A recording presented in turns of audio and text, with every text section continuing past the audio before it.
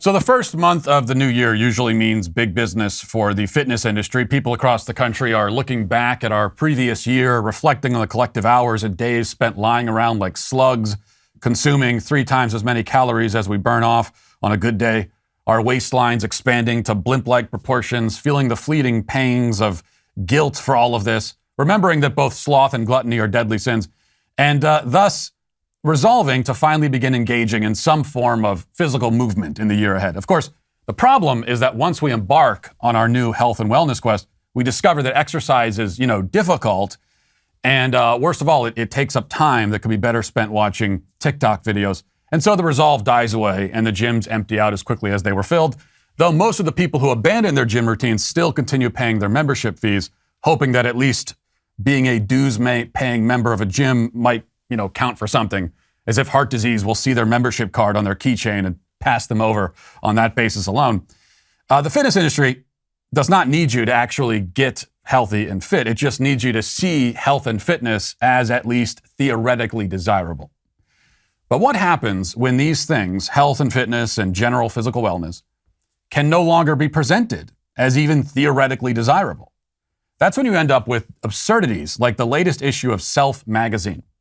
Now, Self is an online publication allegedly focused on health and beauty and owned by the same mega corporation that gives us Vogue, The New Yorker, GQ, Vanity Fair, Wired, pretty much every other magazine in existence, it would seem. Self's first issue of 2022 looks so on the nose, so perfectly representative of all of the foibles of wokeness that you might at first think it's some kind of intentional self-parody. And it is self-parody, but it's just not intentional. As you can see on the cover here, it features an obese woman in spandex, along with the headline, "The Future of Fitness." And one wonders if the next issue will have a picture of a square with the headline, "The Future of Circles," or the number 5 with the headline, "The Future of 2 plus 2." In any case, the subheadings on the cover promise to give us more information about, quote, the relentless reality of anti-fatness in fitness, and, quote, 4 ways to respond to unnecessary encouragement at the gym. Yeah, all those bullies at the gym that encourage you.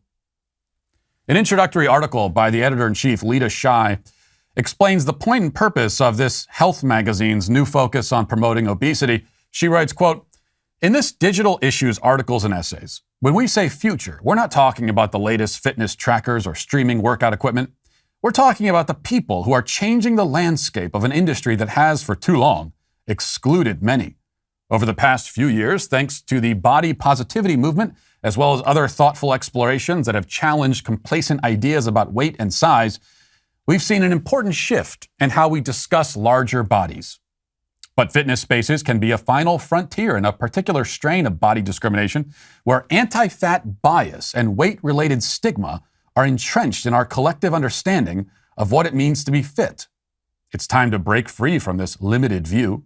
The future of fitness is about making space for everyone to feel welcome. So in this package, we're celebrating the people who are helping get us there. Now, clicking through to discover the whole package, we find articles with titles like, quote, 12 pieces of running gear that can make running in larger bodies more comfortable. Now, I know what can make running in larger bodies more comfortable, a salad. But I'm guessing that doesn't make it on the list. Other titles, here's how to find a gym that's size-friendly. And, quote, these 10 people are challenging how the fitness industry treats fatness. And then, how to feel confident at the gym when you're starting out, according to 12 larger-bodied exercisers. Now, please note the updated PC lingo here. A fat guy at the gym is no longer a fat guy at the gym. He is now a larger-bodied exerciser. If all of this doesn't sound inane enough, then how about this headline?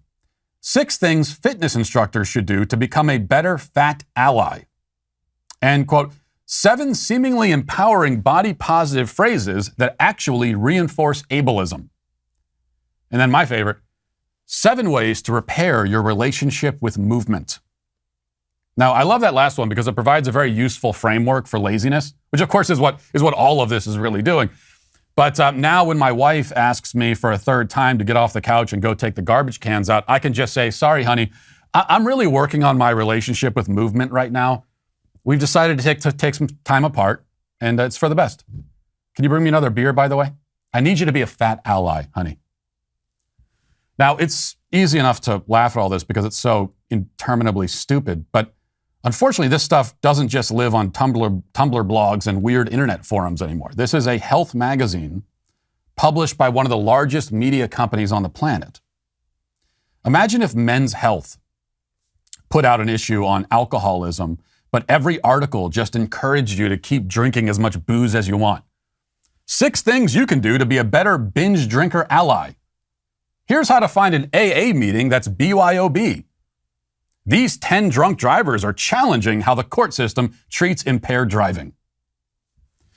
For now, anyway, though this could change as we continue our slide down the slippery slope, everyone would agree that such content would be not only ridiculous, but harmful, evil even, as it would actively encourage people to destroy themselves.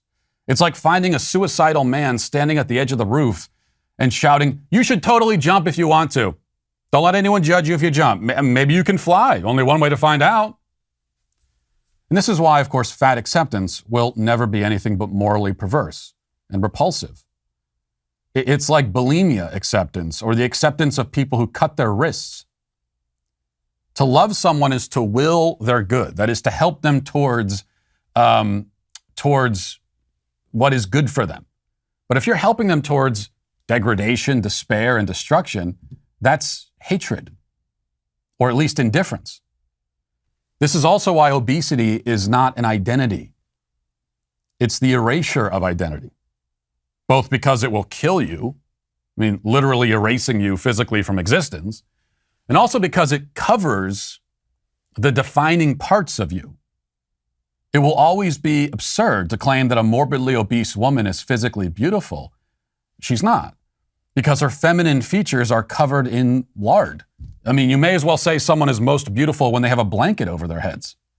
Beautiful in this context is a description of physical features, but morbid obesity overtakes all of your physical features, covers and destroys them, so that when you call a morbidly obese person physically beautiful, you must be describing the obesity itself as beautiful, which is to say that destruction and sickness are beautiful, which is itself a sick thing to say. This is the backwards world we find ourselves in when self-perception reigns supreme. It's a problem we talk about often on this show because it lies at the root of almost everything that's going wrong in our culture. In a world where the ego is king, the job of everyone around you is to reinforce how you perceive yourself, or how you at least want to perceive yourself. Because you shouldn't have to conform yourself to any outside reality. There's no truth greater than your truth, your will, your ego.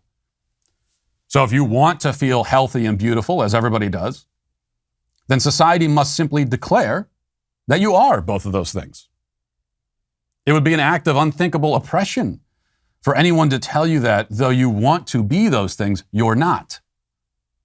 Even if they lay out a plan and they promise to help you become what you want to be, if they say you're not those things right now, but you can be, here's how to do it, I'll help you, even that is oppressive, because it implies that there's a truth and reality greater than the individual ego, something that the individual must navigate through, rules that he has to follow. And the modern narcissist simply cannot accept that. So he stares in the mirror, tells himself fairy tales about himself, and everybody plays along, cheering him on, and on, and on, and on, and all the way over the ledge. Hey, listen, hit the subscribe button. Do it right now. I demand it, and I thank you for your compliance. It is somewhat appreciated.